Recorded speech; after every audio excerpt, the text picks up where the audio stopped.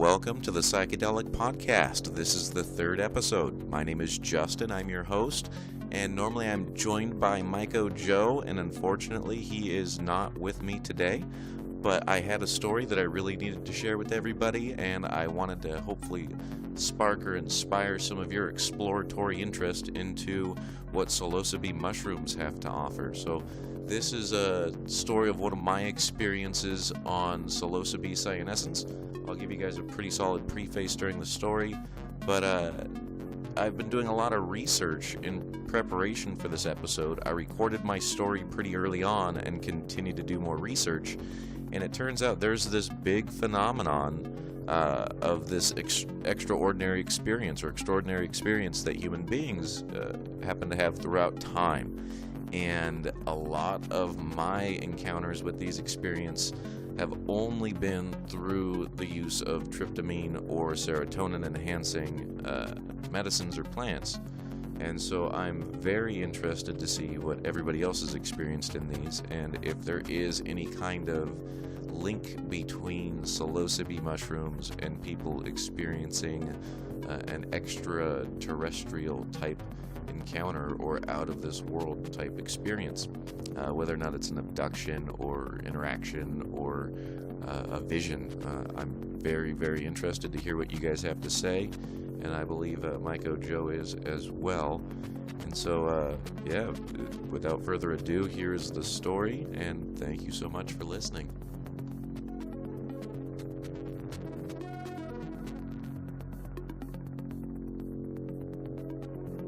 And so to preface, I've been using psilocybe mushrooms for a little over 10 years.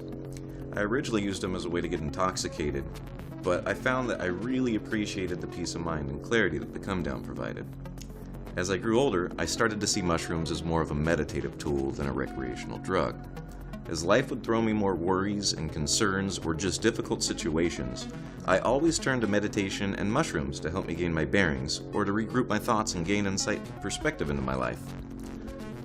It felt as though, and this is on small doses under 3 grams usually, that mushrooms allowed me to tap into my awareness of my conscious being that I previously had no access.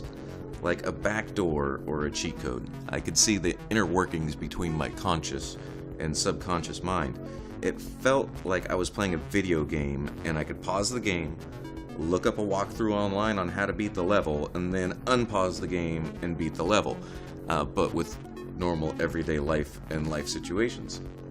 I used to really follow or practice what's been called the secret, and this is basically the law of attraction and manifesting things or desires that you have based on believing that they're really going to happen or that it's really true or that you can feel it.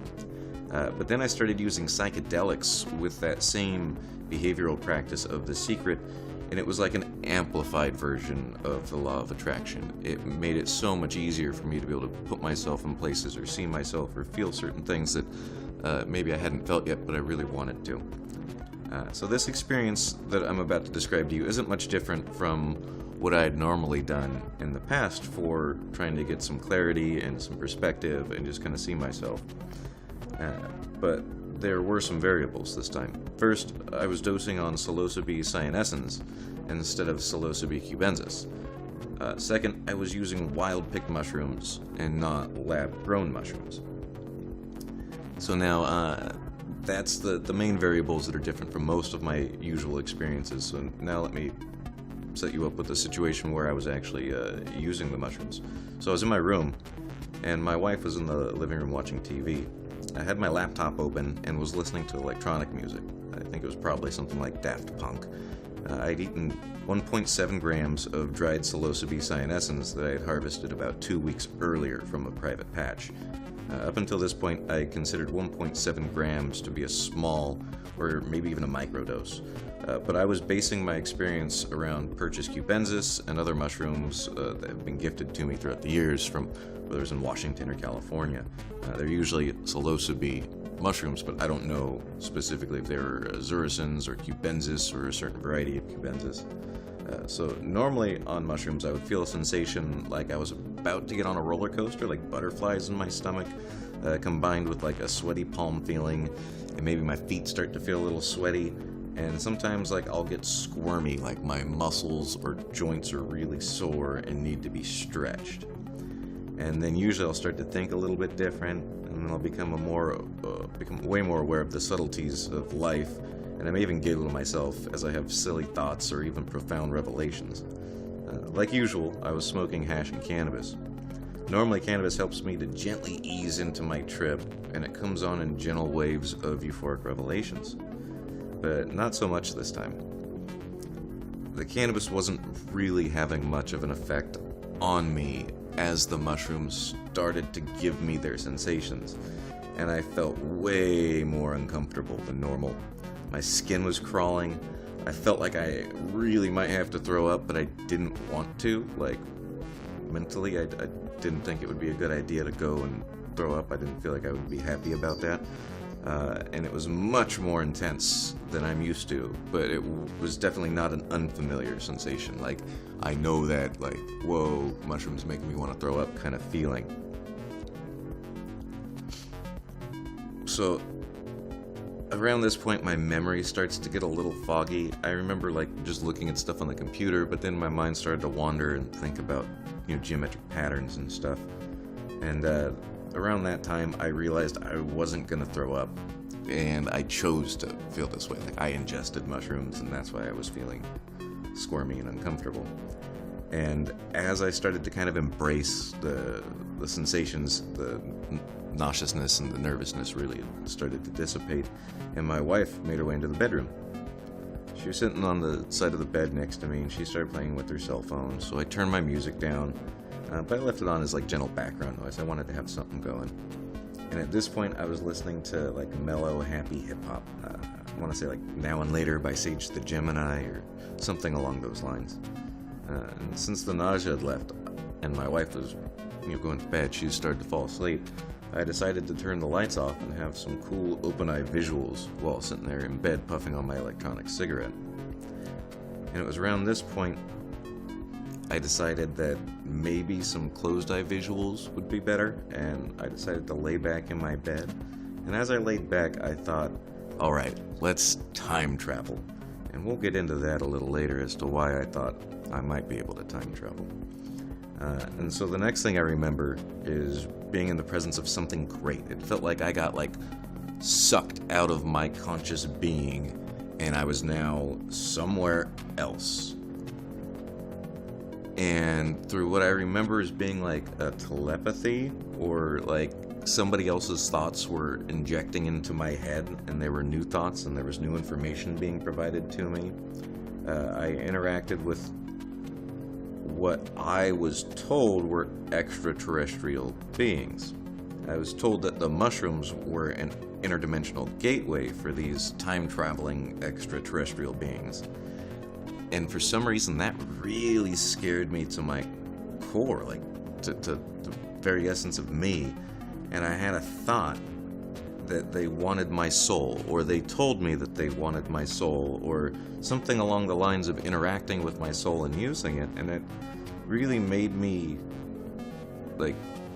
afraid at the very beginning.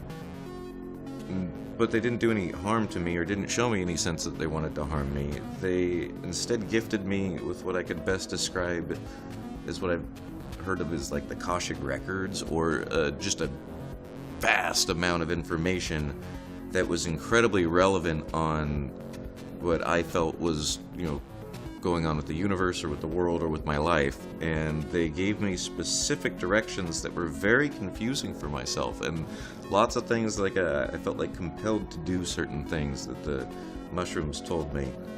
And as I followed these directions, my life really moved forward in a positive way. It was things that were directly affecting my life in great ways.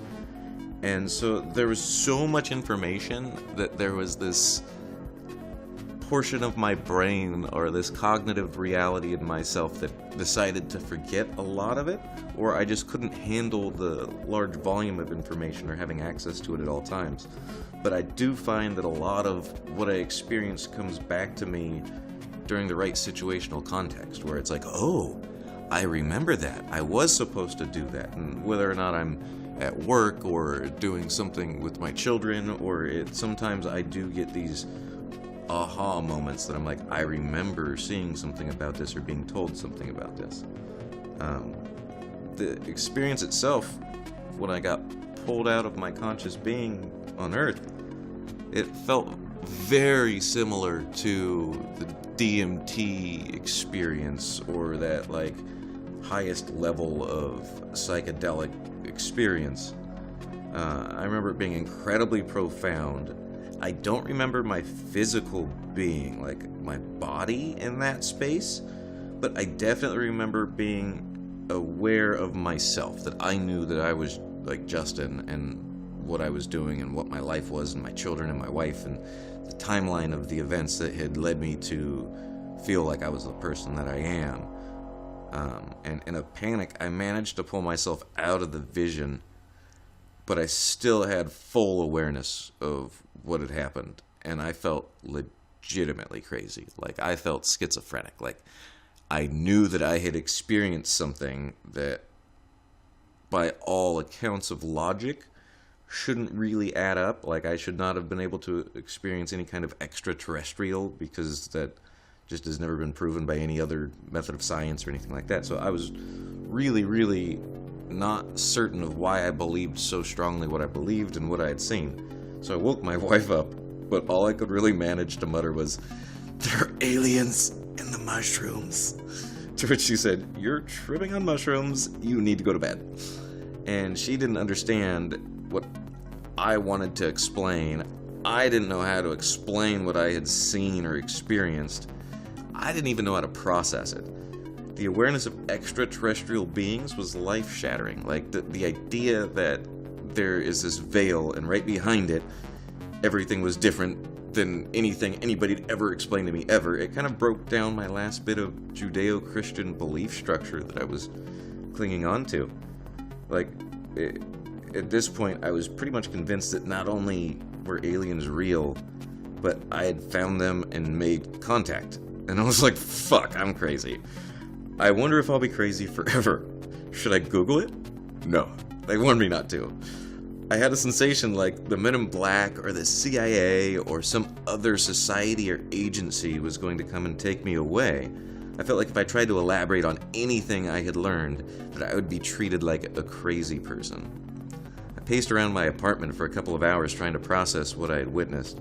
I started Googling dreams, because at this point I'm thinking this had to have just been a dream, or this hallucination was somehow tied into a dream and it was completely a hallucination, and I'm fucking crazy or something. But keep in mind, this whole time I'm completely aware that, like, this is from my psilocybe cyanescens patch that I picked, and they told me that they were, like, there on purpose, and that they were trying to communicate with me, and that they communicate through the mushroom. And I started researching dreams online, and I realized that no one can really fully explain what a dream is, even. Only how human beings behave from the outside physically while dreaming. And that really started to trouble me as well. So I finally forced myself to lay down and go to sleep. The next morning, I was just as aware of my experience as I was the night before, and so I called my brother to tell him about my newfound schizophrenia. And to my surprise, he already knew about the aliens. For years, I've researched where they grow, how to identify them, how to cultivate them, but never gave much thought to their mechanism or purpose other than psilocin as a chemical analog of serotonin, or so I thought. And I thought it was just like an ecstasy type feeling that every once in a while you would see something cool. Well, my brother recommends that I research Terence McKenna. And so in researching Terence McKenna, searching for him, I found a Joe Rogan podcast clip where he references that some people believe magic mushrooms are actually an alien life form and that they traveled here on asteroids. And my mind literally exploded. Well, if information could make your mind explode, this was the information to do it. So I started digging deeper and deeper into who this Terence McKenna was and what these other people had experienced on mushrooms. I wanted to see if my experience was unique, and it turns out that it really wasn't. I wasn't the only person who had experienced this kind of what I'll call phenomenon. So now I decided to start acting on the advice I'd received from my mushroom aliens, and the results were almost immediate. So I did what I was told they wanted me to do, which was spread their spores as far as I could. The advice from my mushroom friends helped me to realize a lot of my dreams and potentials. They even inspired this podcast. I haven't tried to get the level of experience since my encounter with extraterrestrial entities. I've used cubensis and cyanescence since, but haven't tried to dive deep. I've been using cubensis for migraines and headaches, as well as for inspiring creative thought and general meditative purposes like I've done, but I really haven't gone over the 3 grams since that experience. I still have another 1.7 gram dose of these cyanescens, I believe, but I just really haven't had the courage to see what's on the other side of that veil again. I am really excited to pick this year's flush. Now, in doing all the research I've been doing, it turns out that this phenomenon of people feeling like they've experienced aliens or elves or extraterrestrials, this is something that's been happening for eternity, for as long as human beings have been interacting with the world. And so I don't want to discredit it fully as, oh, this was just purely something that my mind made up when I was on a drug. But I also don't want to say, oh yes, there is definitely aliens and aliens talk to you, because for all we know, it's our subconscious talking to our conscious mind, and it's just working itself out, and it wants to decide to take information however it can take it. I don't fully understand yet, and there's a lot of people, say thousands of years ago, that would have believed that it was a angel, and then it became a fairy, and then it became an alien, and then next it's going to be that we trip out and then we unplug from the computer simulation that we think we're living in. There's all kinds of hypothetical theories, and I think that there is some sort of limitation on the mind in its native state to be able to process what is the greater picture, or the inner workings, or the code source that makes up life. And I think under these psychedelic states we can really become aware of that, and it becomes profoundly scary. I don't think that Martians are real, but I do think that there is other intelligent life, and that potentially the 4-ACO DMT is a catalyst for tuning the mind in. If what my extraterrestrial experience was saying had any kind of truth to it, it would be that the mushrooms are an interdimensional gateway. And that would be really neat. Sort of like how DMT is the spirit molecule, maybe 4-ACO DMT is the alien molecule. Thank you guys so much for listening. I really hope that you enjoy the new format of the podcast. I believe that we're going to be pre-recording and editing all of the podcasts from here on out. This is the first trial run on this new format, but please give us your feedback. We have psychedelicpodcast@gmail.com. You can find us on Instagram @TooMuchHash, @AgarMyco1, @PsychedelicPodcast. And we love to interact with you guys. I'd love to talk with you. If you're in the San Francisco Bay Area or in the Las Vegas area and you would like to sit down with either Joe or I and get in on one of these podcasts, or you have a really cool story to share with us, please, by all means, reach out, and we look forward to hearing from you. Thank you very much. All of today's music was brought to you by Musical Fungus, @Musical Fungus on Instagram, Musical Fungus on YouTube. Thank you very much.